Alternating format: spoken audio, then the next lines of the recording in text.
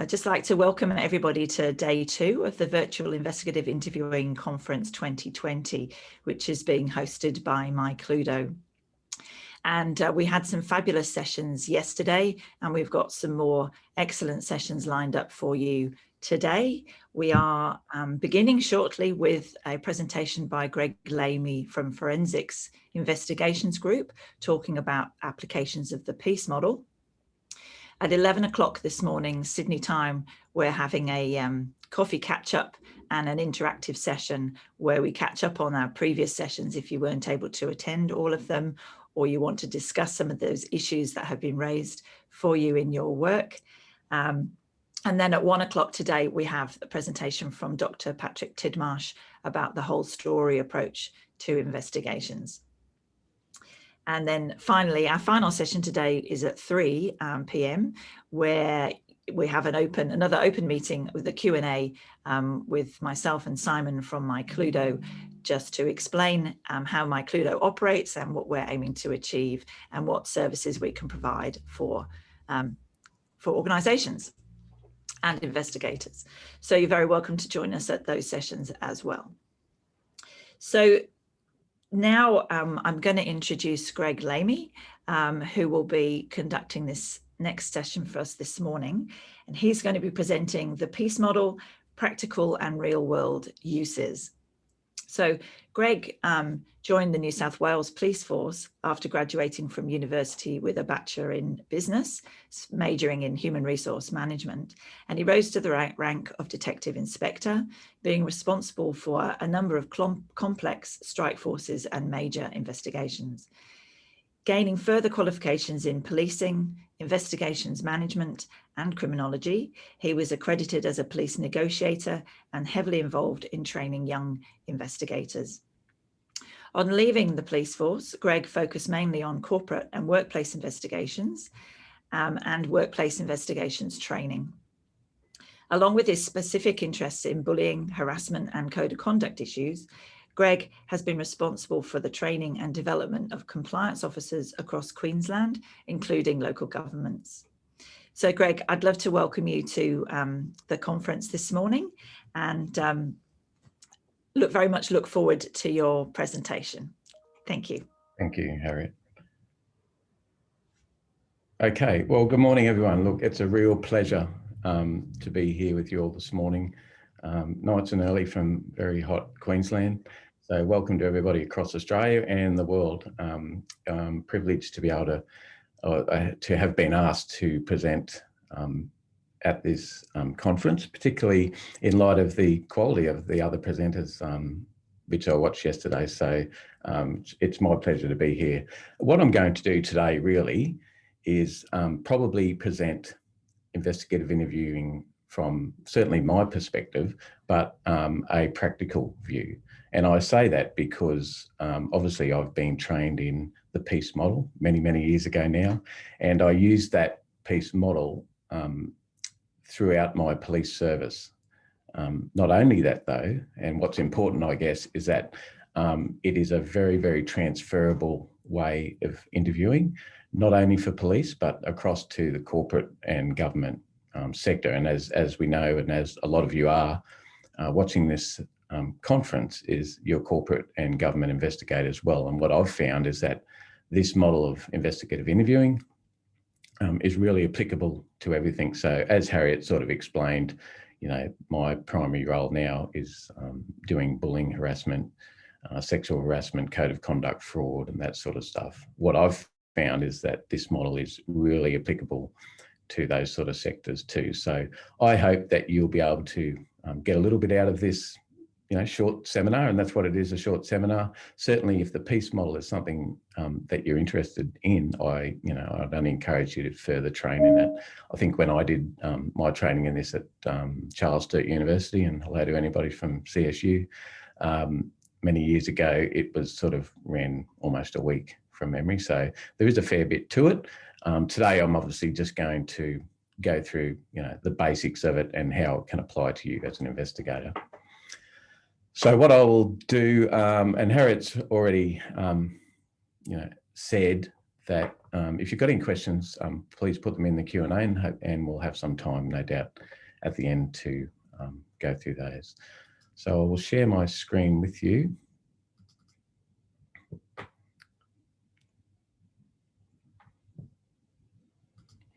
Okay, everybody hopefully can see that.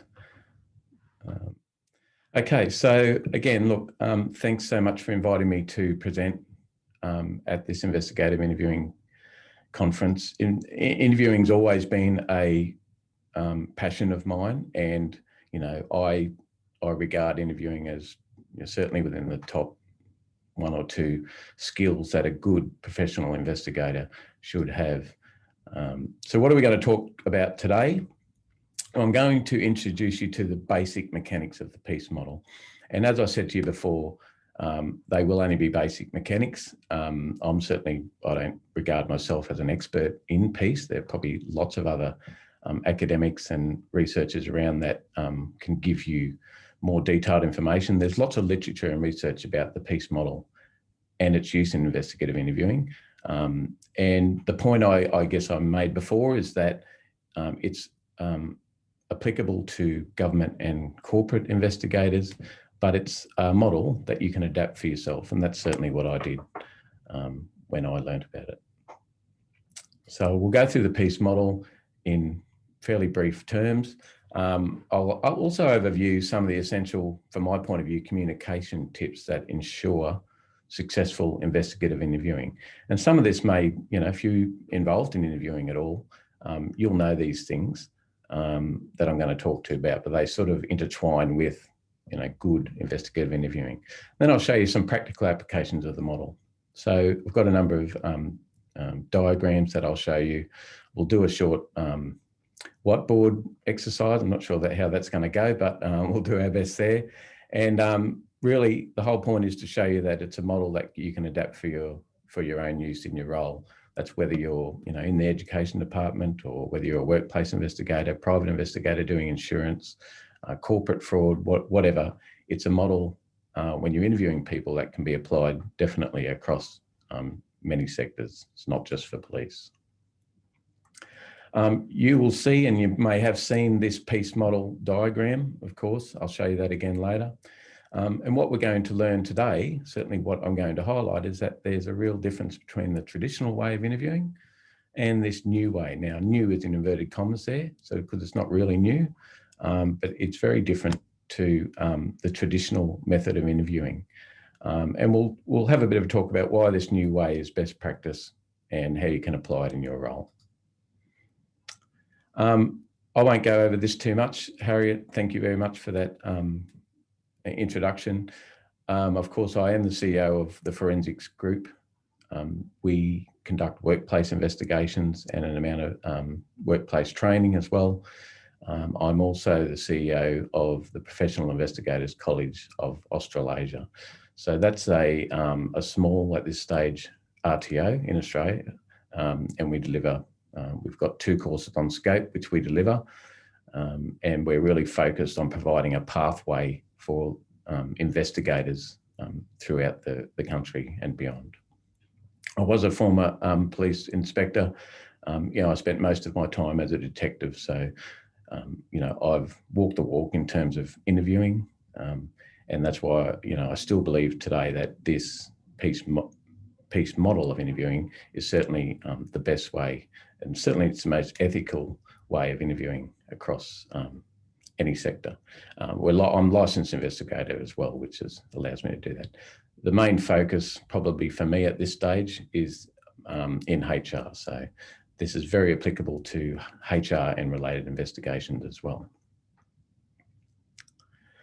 As Harriet said, I work closely with local government in Queensland as well, where again, this sort of PEACE model of interviewing is taught to those in compliance, and that could be in development compliance, local laws, animal management, all those sort of things as well. Just to start off with, I'll play a quick video. I do this because, and particularly if you're not in this country and you're watching this webinar, I might introduce you to a bit of Australianism. Oh, well, it's really quite funny. I was in bed sleeping at 2 o'clock this morning. My wife comes in and says, oh, the shop's been, someone ran into the shop. And I said, oh, what? So I jumped out of bed and all I had was my undies on. And I've walked out the front and I've seen the car smashed and I've seen the bloke walking back to the car. And so I've walked outside and I said, oh, what are you doing, mate? Like, you can't be leaving the scene. And he goes, don't be a hero, mate. And I said, I'm not trying to be a hero, but the police are coming. And he just decided he'd scoot up the road. And I just said, nah, it's not going on like that, mate. So I jumped in my car and I started chasing him up the road. And then he went down a side street and then the police were coming and I flashed them and sent them off in the direction of him. But, mate, all I had was me jocks on. I was chasing him up the street and I'm just like, mate, like... Because you told me that this is your mate's shop, yeah, and you didn't want him to get away. Yeah, no. Well, me mate's mum's had this shop for like 40 odd years, and look at it. Well, it's a mess, isn't it? Beyond a mess. Like, words can't explain how it is, mate. Like, now, Daniel, you managed to put some pants on in the meantime. Yeah, mate. It's good to hear. Do you feel like a hero? Not really. It's just something you got to do for the community, mate. It's like you look after your mates and your mates will always look after you. There you go. Good attitude. There you go, guys. Daniel, quite the Australian hero here this morning. As for the owners of the fish and chip shop, well, they are insured, but there is a big mess to clean up this morning. Oh, wouldn't you like to live next door to Daniel? Woo-hoo! Positive today. Good stuff. And yeah, thanks a lot. Cheers. What Daniel needs to realise, Daniel, if you can hear me, you know all good superheroes wear their jocks on the outside, so it kind of fits the brief, pardon the pun. Yeah, but I had nothing on but me jocks. Yeah, Lisa. Well, you missed that bit of the uniform, but that's okay. You're a hero in our eyes. Wow. Well done, Daniel. Yeah, cheers. Thanks a lot, guys. Goes to show. So a bit of fun to start off with there. Yeah, what was good about that interview, and the reason I use it, apart from a bit of an icebreaker, is that she conducted a pretty good interview and she didn't interrupt him and his open narrative account of what happened. And that's an important thing when you're interviewing people, whether it be witnesses, complainants, victims, or people of interest as well. Is it's really important, and there's quite a bit of research about this, is how important it is to obtain uninterrupted, free recall of events, and then probe that. We'll talk a bit more about that later. So what is investigative interviewing? I'm sure it's been discussed before me on this conference, and certainly it'll be discussed further, but it really is the process of obtaining accurate, detailed, coherent accounts of an event or situation, okay? In a manner that minimises unnecessary stress or discomfort to the interviewee. And what it does is assist with decision making. So it's non-coercive, and it's a method for questioning not only victims, okay, or in the workplace world, what we call complainants, but witnesses, and in policing, suspects, but in other arenas, we refer to them as respondents or people of interest. So it can be used across the board, and it's really the most ethical and research-based way of conducting interviews because it simulates safe and effective gathering of evidence. Now, as I said, the goal is to obtain detailed, accurate information, and this PEACE model, certainly that I'm going to tell you about later, helps maximise that. And it's all tied up as well with other things like memory recall and stuff like that. I know yesterday we had some really good presentations, particularly around memory, that were really interesting. Now, what it also does, investigative interviewing, is as well as obtaining relevant information, it minimises the risks of contaminating evidence obtained in questioning. And that's really important, not only if you're a police officer obtaining evidence, but particularly in the workplace world where you're obtaining accounts in relation to investigations you may be doing. So investigative interviewing was introduced obviously in the UK in the early 1990s, and it represented a shift away from the traditional sort of confession-based interviewing methods that still, lots of countries in the world, and particularly, at least half the United States, still use interviewing as a way to obtain confessions. We'll talk a little bit more about that later. So in contrast, though, investigative interviewing contrasts pervasive interrogation techniques, which are aimed at making the suspect sort of break down and confess or admit to things. Certainly what I teach professional investigators in modern times is that that confession-based interviewing approach is rather outdated and certainly not necessary. That's not what we do as professional investigators, really. Whether a person confesses or admits something to me as an investigator, particularly in the workplace world and in my former employment in the police, really makes no difference. So the differences in the two approaches between the two different ways of interviewing has led some authors to argue that the term interrogation should be scrapped altogether. And certainly that's not what we do in this country, and that's not what professional modern investigator does. We don't interrogate, we don't cross-examine when we're interviewing people. It's all about gathering relevant, reliable and detailed information.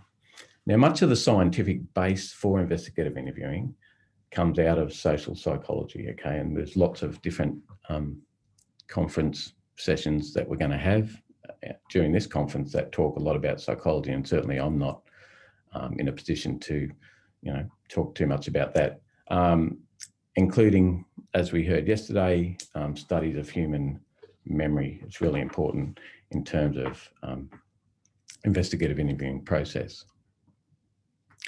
Couple of important points about investigative interviewing generally is that it is ethical. Okay, it is based on research, and there is a lot of research around in relation to the benefits of not only investigative interviewing, but particularly the PEACE model, and it maximises recall. So it is tied up in research-based social and cognitive psychology, memory, and witness perceptions and that sort of thing.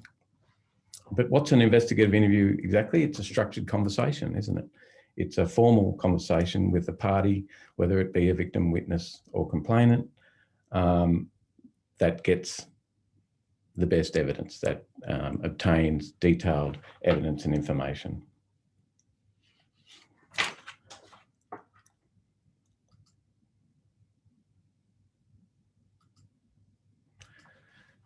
Typically, when we talk about investigative interviewing in a general terms, it's important that any interviewer needs to do these sort of things. One is create good rapport with the interviewee. Now, that's really important. I'll talk about that in a bit more detail in a moment, but creating good rapport with an interviewee, whether it is a complainant, victim, witness, or respondent, person of interest, is really important. There's a couple of different ways you can do that. It's also about describing the purpose of the interview and ensuring all necessary arrangements in place. And when I talk about planning, I'll talk a bit more about that too. Open-ended questions. Now that sounds really obvious, but what surprises me is when, particularly after I've trained people in this PEACE model, is how they go back to closed, directive and leading questions almost as a default. So it takes a lot of skill to be able to ask open-ended questions and continue to ask them. And there's quite a bit of research about the benefits of open-ended questions and the narrative that can produce. And, typically investigative interviewing is about probing for detail. But before you do that, interviewees are encouraged to give their free, interrupted account.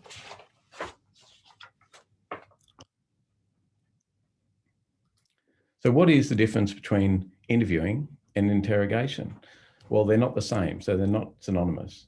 Okay, they have different purposes and employ very different tactics. So interviews and investigative interviews are used to gather information or objective facts by asking, as I said, open-ended questions and allowing witnesses or whoever, or the interviewees, to supply the evidence. Interrogations, on the other hand, are designed to extract confessions or admissions, typically where police already have other concrete evidence, or in many cases where they don't have any evidence at all. Most police officers are trained in specific interrogation techniques.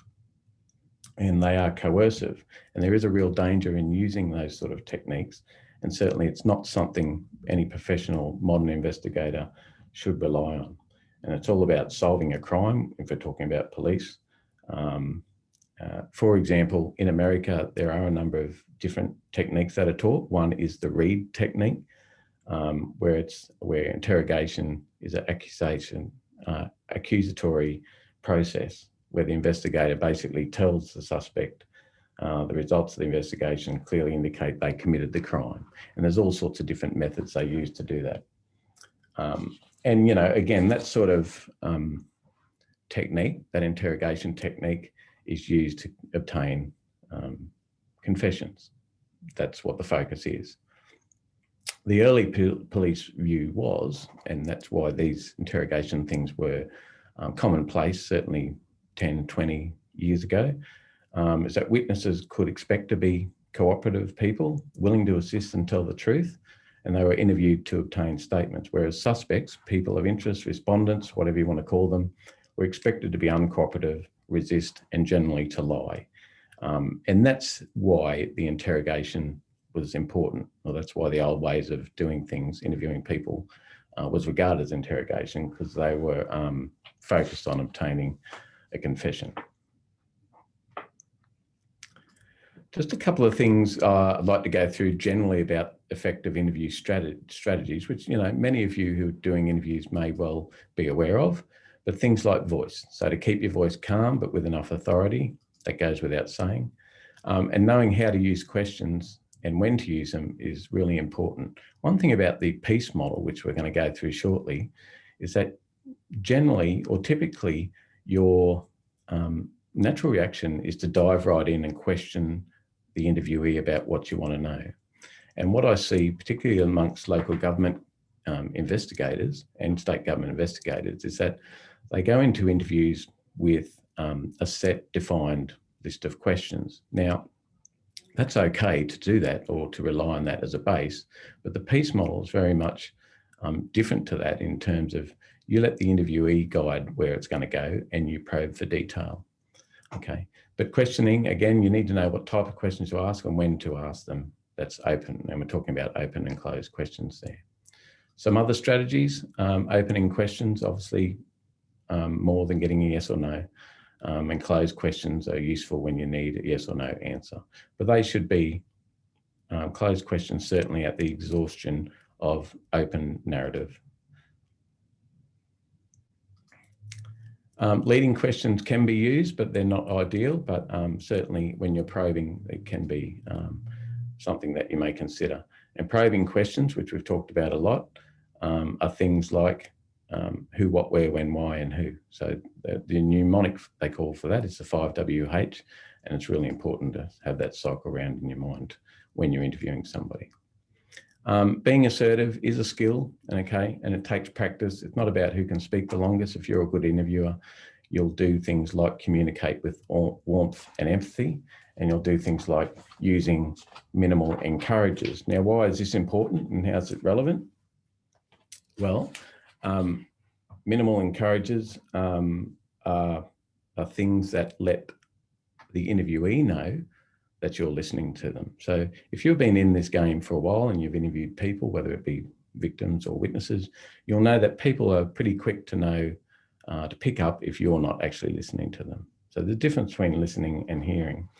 But certainly in relation to minimal encourages, they are simply things like head nods, to positive facial expressions, yes, go on, things like that.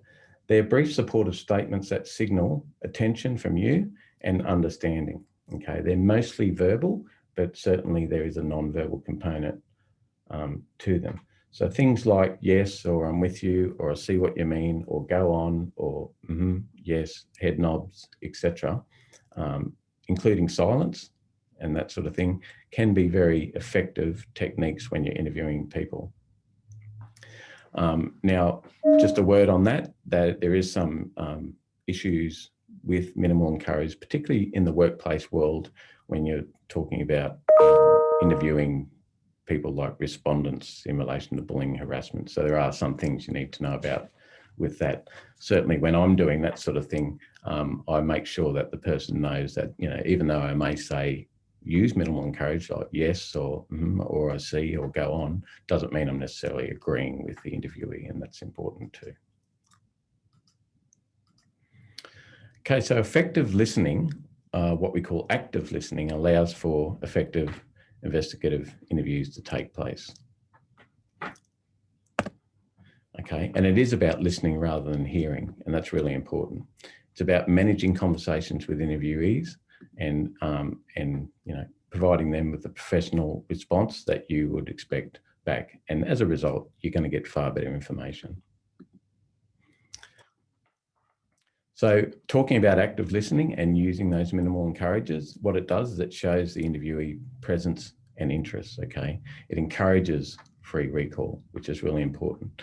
But you can also active listening or show active listening by doing things like mirroring, okay? And you've probably all heard of these: reflection, effective pausing, summarising, and paraphrasing. Summarising and paraphrasing are important steps when you're going through the PEACE model as well.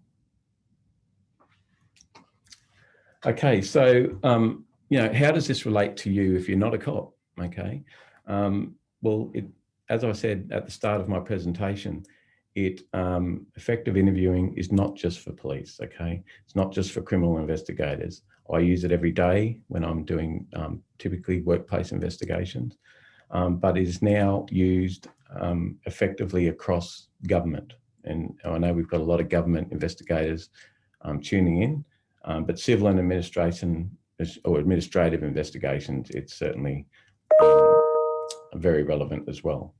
So it's typically used generally in what I call evidence-based investigations, rather than those that are sort of outcome focused, but can still be applied in a general sense.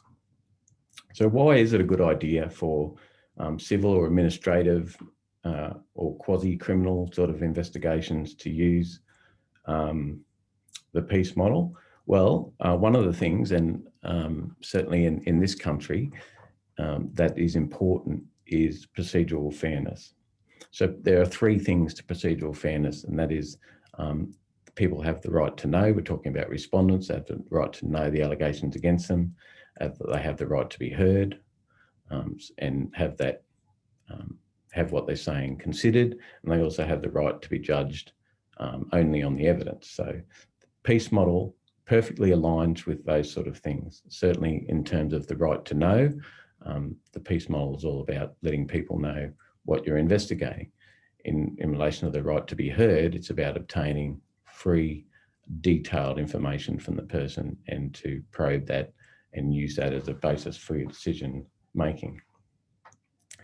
So investigative interviewing and the PEACE model aligns perfectly with the principles of procedural justice,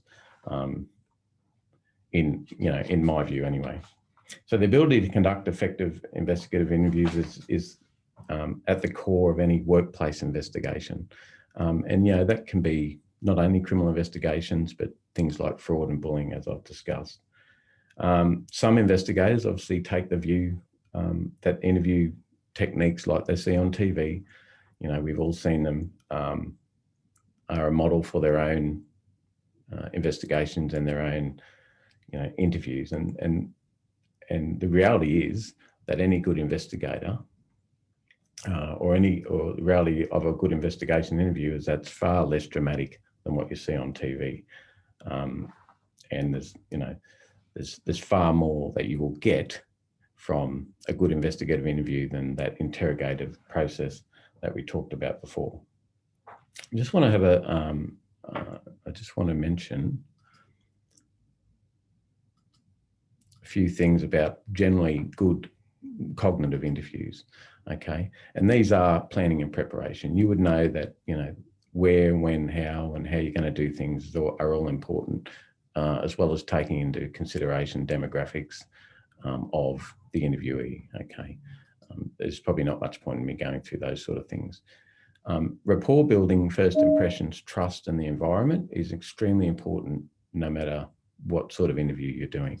I can't stress how important that actually is. And explaining the process, again, it goes all along with procedural fairness and being able to explain what you're investigating to the interviewee.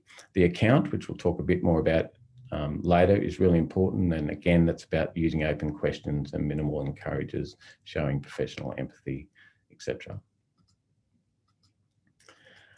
Establishing rapport generally is the first thing to get a witness into context, and then free recall. Okay, so what happened? So don't interrupt.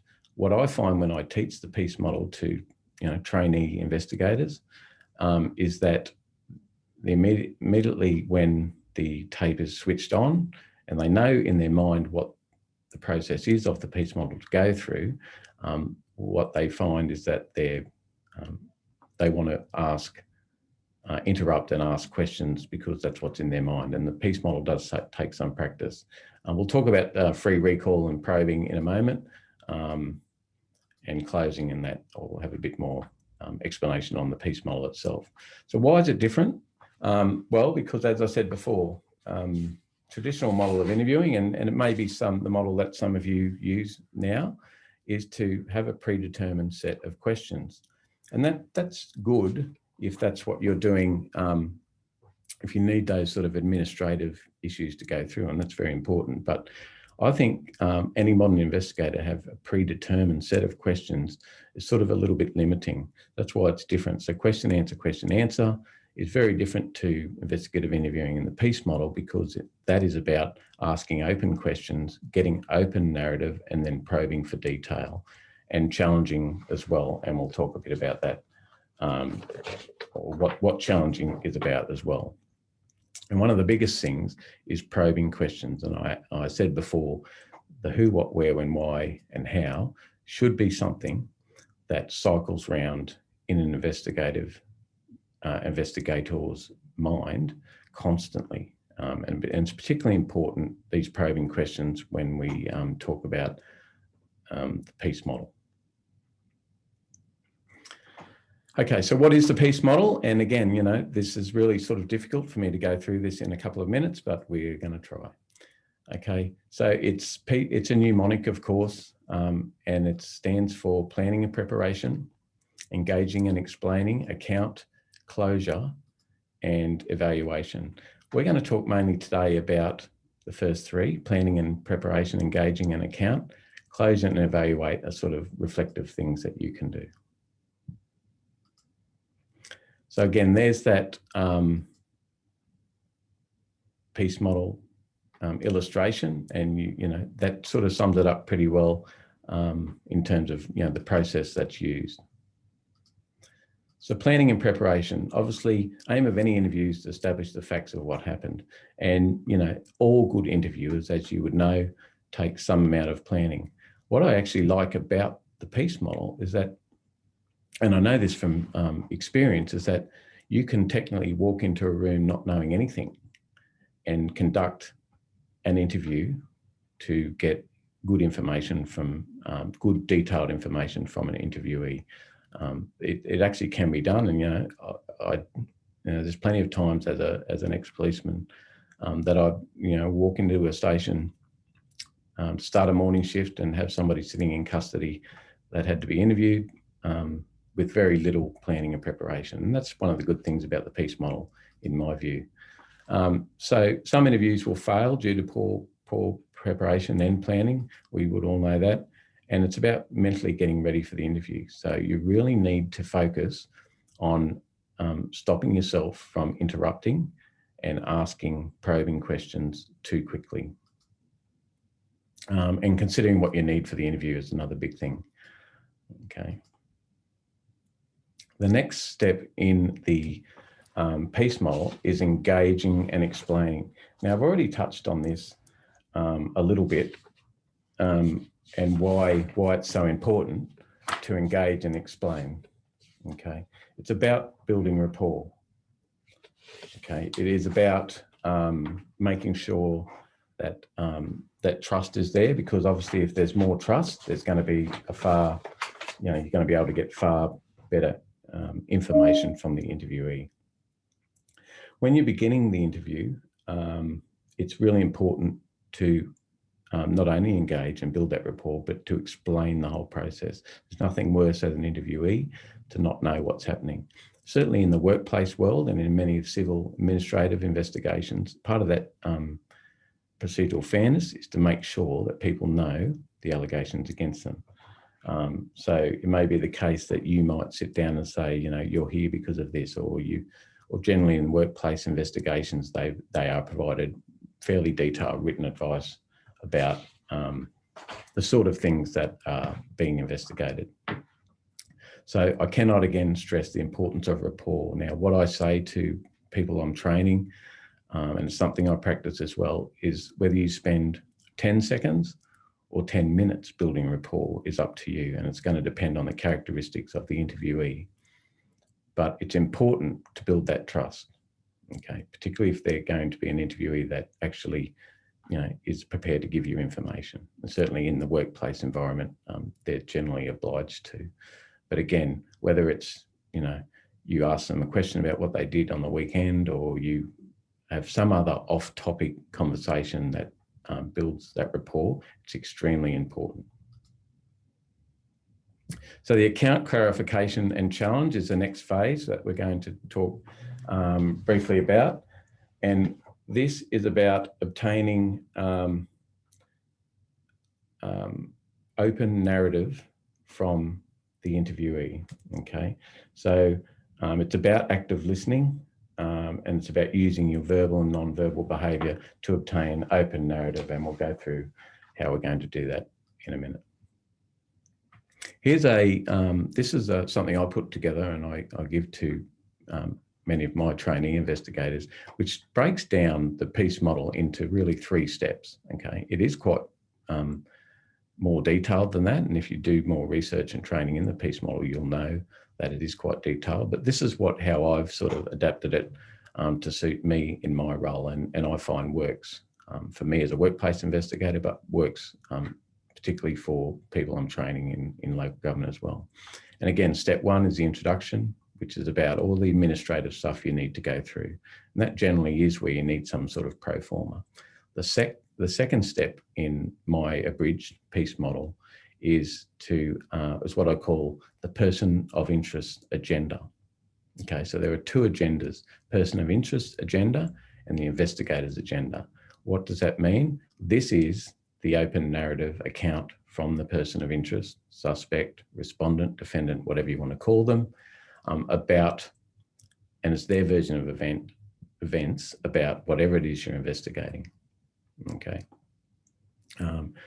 You've got to remember too, the good thing about the PEACE model is that if someone wants to tell you a lie and tell you mistruths, it's also good at being able to get that in detail. So I often say, you know, if someone wants to tell me a lie or an untruth, I hand them the shovel and get them to start digging.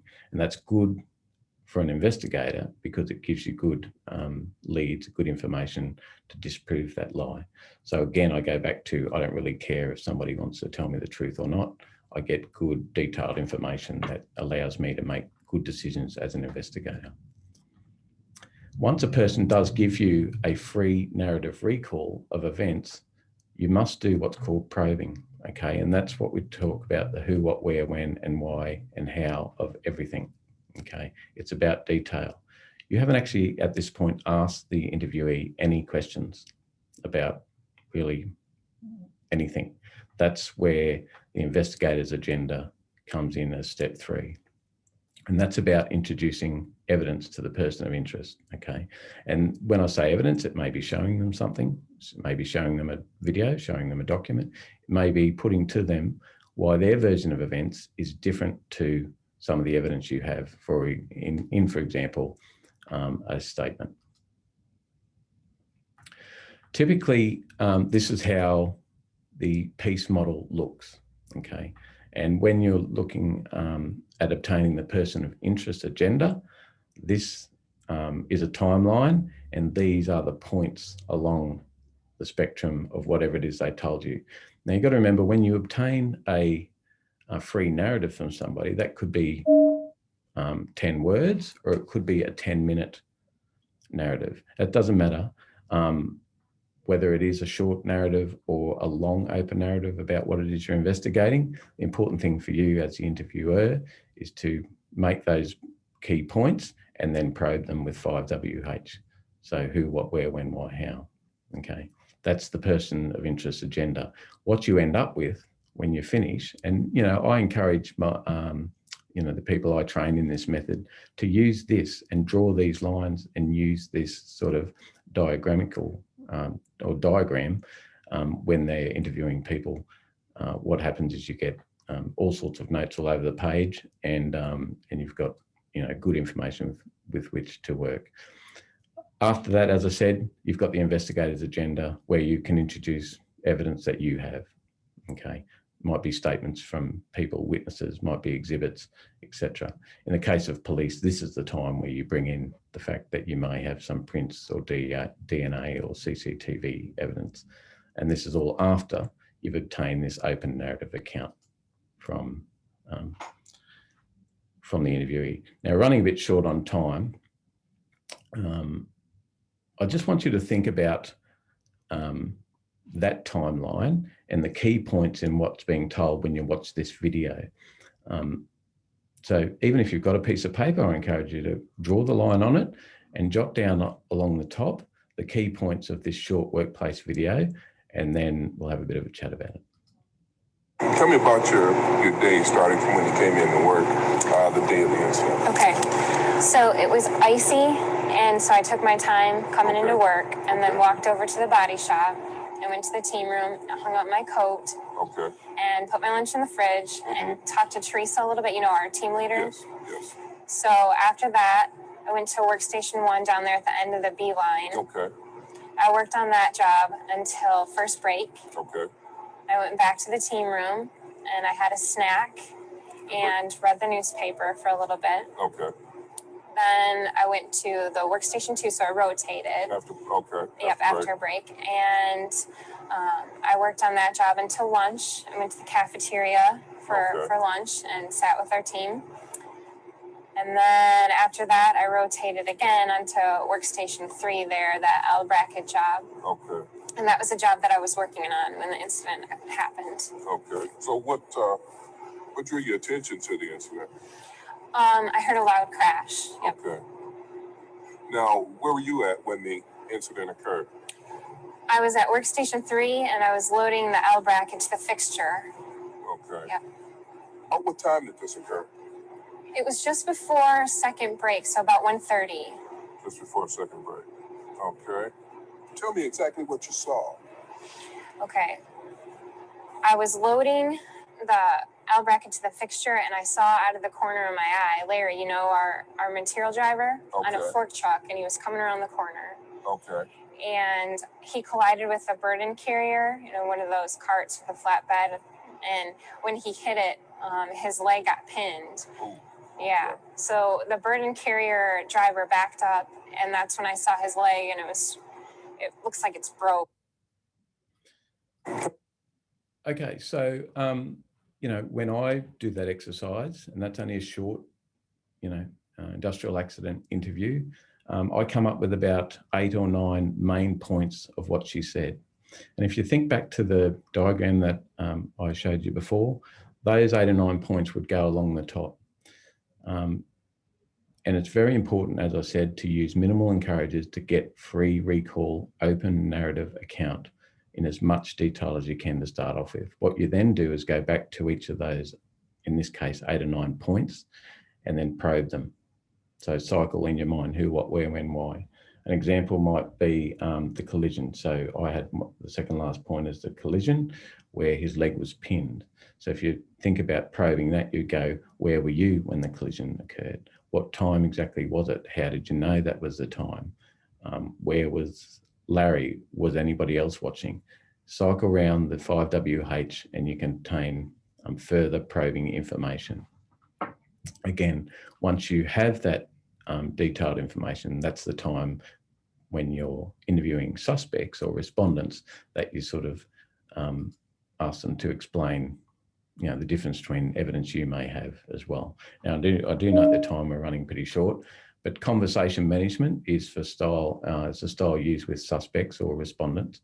And you've got to remember the PEACE model is a guide, okay? It can be easily adapted to suit your own style, not only your own style, but your own workplace practices, you know, whether you're in state government or local government or private investigation as well.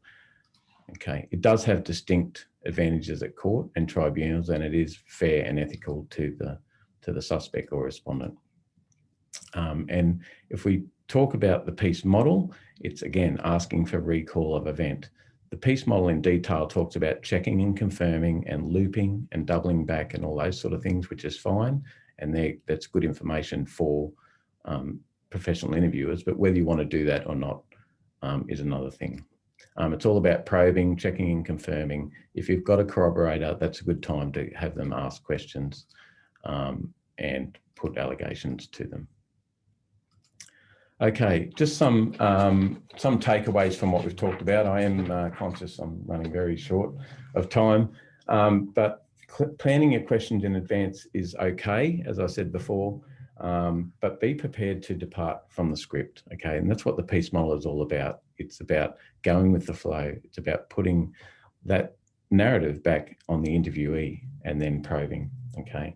So don't forget, another very important thing is not to interrupt witnesses or interviewees when they're answering. Use minimal encourages. Let them vent if that's what it takes. And be careful not to give, you know, your biases when you're interviewing, etc. Okay, that is one of the quickest explanations of the PEACE model I think I could do. I could literally spend 2 or 3 days doing this, and I do that as part of my training. We've put together an ebook, which and Harriet will share this information with you as well. But certainly if you're interested in the ebook, and it's just a guide, again, you know, I encourage you to explore the PEACE model in more detail. And once you have all that information, again, you can go through that process of adapting it for your own agency or yourself as well, which is exactly what I did. But certainly if you're interested in the ebook, which gives a general overview of the PEACE model and its advantages and a couple of those guides and templates in there as well, get in contact with me on that email. Finally, look, it's a fascinating subject, the PEACE model. You know, it did come out of the UK and it's improved the general professionalism of investigators, certainly, you know, in this country. And I encourage you to learn more about it. Harriet, thank you for having me today. I'll stop sharing that screen and we'll take questions. Lovely. Thank you very much, Greg. And I appreciate, as you say, you know, what you can cover in an hour of the PEACE model doesn't even really scratch the surface, but it does give listeners a good overview of a lot of the practical aspects, which is really great because it's those practical skills that we need to apply from the models to actually impact on the outcomes from our interviews. So I'd like to ask participants if they have questions for Greg, if they'd like to type those in the Q&A box now. We've got, you know, 10 minutes with which to answer questions. But whilst people are thinking about their own questions, I do have a question for you, Greg. In terms of, you're obviously a seasoned practitioner and have been facilitating and training interviewing skills for a number of years now. So what would you say are the hardest things for your new students what are the hardest skills for the new students to pick up? Great question, Harriet. I think is to move from that traditional way of interviewing off a set list of questions into this open narrative recall and probing thing. It sounds easy, and everybody, certainly when I'm teaching my students, they all get it. But when it comes to sitting down and doing it, and that's what we do, and you know, we'd like to apply it fairly quickly. And it's natural because you've got things in your mind you want to know. It's natural for them to go straight into direct questions without getting that open narrative. And yeah, it's just that movement from that traditional way of interviewing to, you know, this new what I call the new way, even though it's not new. Yeah, and certainly, as we know, with any new skill that we do, you have to practice, practice, practice. And that's where the challenge is for people, is to stay in the hard space long enough to really make those new skills natural. Yeah. So look, we have a couple of questions through from participants. The first one from Kevin. So how do you evaluate your interviews? Thanks, Kevin. Look, that's a good question. I mean, you know, certainly in terms of looking back on them, listening back to them, because you'll pick up things, you know, I shouldn't have jumped in there, or that question's leading or something. Looking at transcripts of interviews can also be very beneficial. But in terms of interviews, how do I evaluate them? Well, it doesn't necessarily depend on the quality of what the interviewee was saying, but more about whether I was able to follow, you know, my guide in terms of PEACE model, whether I, you know, did that whole open narrative and probe properly. That's sort of how best I evaluate interviews. Interesting, and I might jump in a little bit on that question, because it is an issue that I've thought about often too. Is that how do we formalize the evaluation process when we might be working for ourselves, or we don't have a manager doesn't have time to go through all of those interviews? But I certainly tick off. I have a bit of a list to check that I went through all the formal administrative questions, and getting a sense of how well the rapport was built. So again, it's not so much about the answers that are provided, but about the has the person that I've interviewed been in a comfortable space, so that they are happy with the process of the interview, that it wasn't too uncomfortable for them.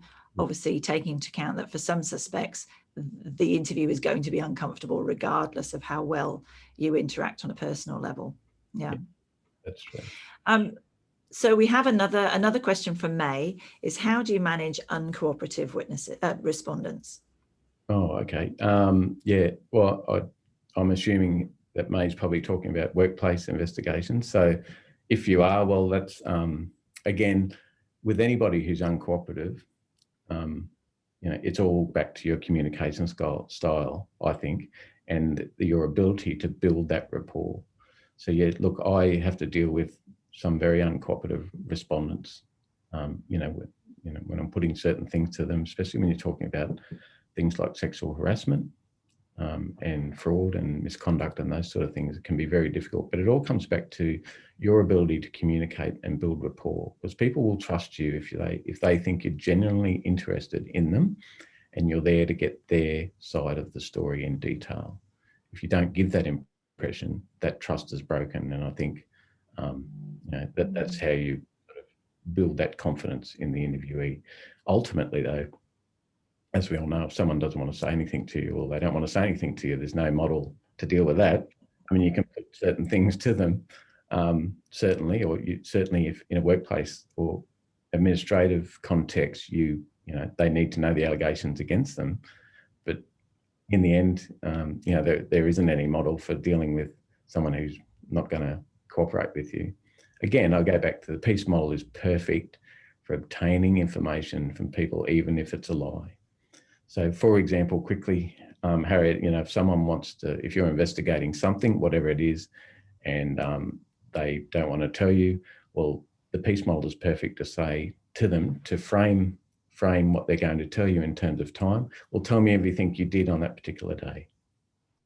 Sometimes they will, and sometimes that will be a lie, but that will give you ammunition as an investigator and give you leads to be able to follow up on. Okay, thanks, Greg. And we've had a couple more questions come through. So the next question is kind of the flip of that previous question. So how do we control into the interviewee if we give open questions and the interviewee, I think that if the interviewee talks too much? Yeah. Yes, good question. And this is common, as I said to you earlier, like some people will want to, when they're giving an open account of whatever it is you're investigating, will give you a lot. And some people will give you nothing. I'll just, quick story. I recall when I did this course, I went back to my detective's office, and because you had to do an assignment as part of the course, and I had there was a fellow in custody for attempted murder, and he tried to stab someone. It's a good opportunity for me to put my newly learnt PEACE model into practice. And when I asked him for his his open narrative account, because he was prepared to tell us a story, his whole story was, well, I was at home that day. I went down to the corner shop, got some bread and milk, then walked home again. There was nothing about the stabbing on the way or anything like that. But that's the open account he gave me, and that's what I had to work with. And I did, because then you can start probing. But in terms of the what I call the Grandpa Simpson thing, you know, they talk and they want to tell you about something else and something else. I did say before that we shouldn't interrupt people. However, you know, if anybody knows anything about verbal judo and those sort of technical communication techniques, and the fellow that invented those, George Thompson, he said the good way to interrupt people is to bring them back to what you're talking about. So don't interrupt people if they're giving you an account, but if you need to focus them on what you need to talk about, then interrupt them, but interrupt them by saying something like, "Oh, hang on a minute, let me just tell you what I think you said," paraphrase with them, mirror what they've said so they know you're understanding, and then put them back on point. That's a very quick tip.